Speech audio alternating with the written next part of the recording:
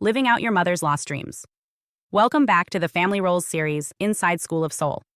I'm Adeline Atlas, 11 times published author, and in this video, we're going to explore a deeply common, but rarely named pattern in dysfunctional maternal relationships: the child as a vessel for the mother's unfulfilled dreams.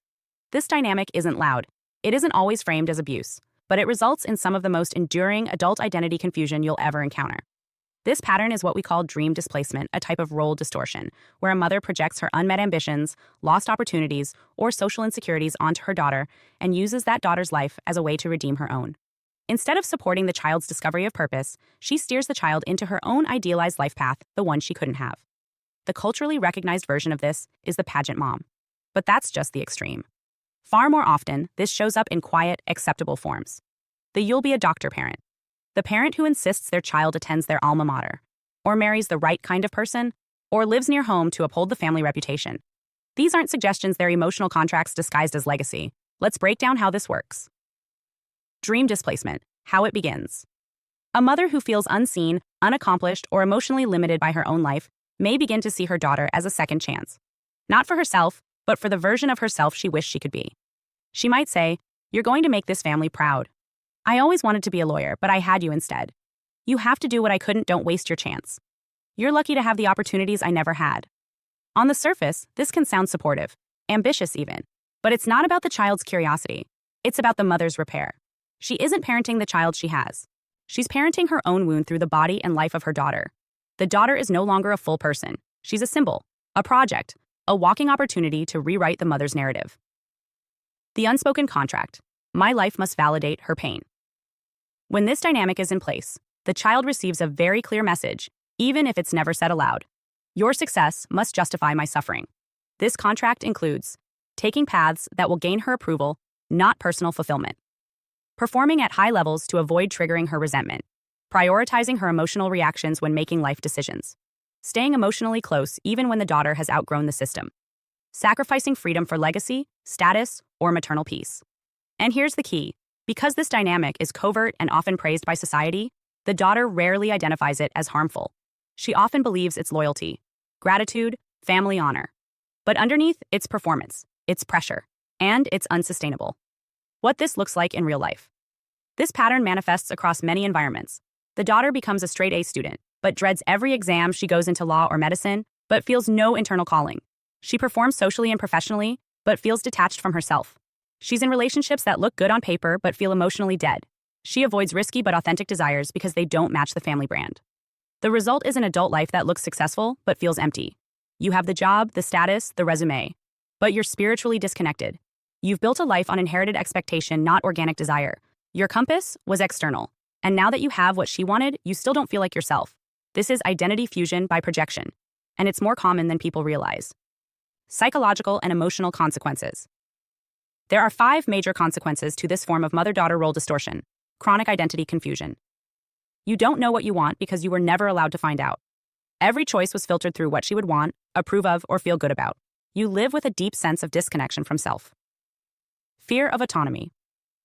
Independence doesn't feel liberating, it feels dangerous. Choosing your own path feels like betrayal. Saying no to her dream feels like emotional abandonment.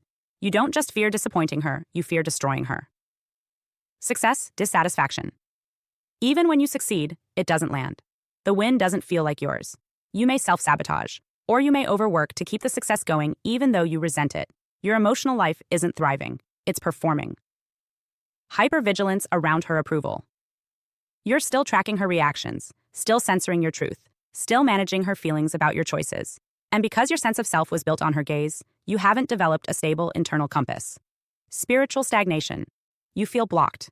Not because you lack ability, but because your entire life path has been borrowed. You're not failing.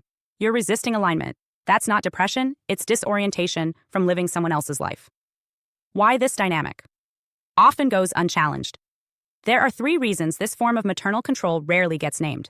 It's socially rewarded. When a daughter achieves success that mirrors her mother's dreams, it's celebrated. Teachers, relatives, even peers affirm the story. She's just like her mom. This external praise reinforces the system. The harm is emotional, not behavioral. There's no screaming, no abuse, no public breakdown. There's pressure, smiles, quiet redirections. It's clean, controlled. And because it doesn't look like trauma, it's ignored. The mother doesn't see it as control. She frames it as support, investment, wanting what's best. But what's best is defined by her pain, not your potential. How to begin disentangling. So how do you begin to reclaim your identity when it's been shaped around someone else's loss? Step 1. Name the projection. Write down every life decision you made that felt tied to her approval. Ask yourself, did I choose this for me or to redeem her story? Step 2. Assess the cost. What have you given up to maintain that approval? Joy? Freedom? Passion? What parts of you have been edited out to keep the peace? Step 3. Redefine success on your own terms. What would your life look like if her narrative wasn't the template? How would you spend your time? What would you pursue? Where would you live? Who would you be? Step 4. Expect grief. Stepping away from this dynamic doesn't just involve anger, it brings up loss. Loss of the version of yourself you performed. Loss of imagined closeness. Loss of the story you were assigned. Step 5.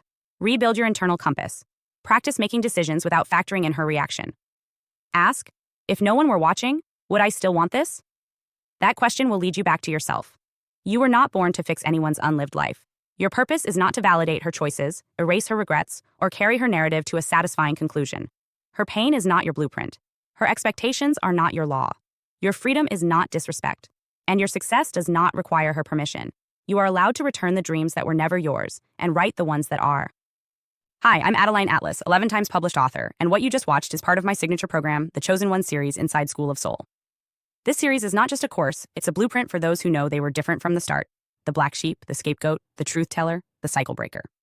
Inside, you'll discover the family roles playbook, the golden child, the scapegoat, the enabler, the lost child, and how to finally step out of the part you were cast in without consent. How the black sheep becomes the goat, turning rejection into radical transformation in leadership. How to break generational curses and rewrite ancestral contracts so the pain stops with you.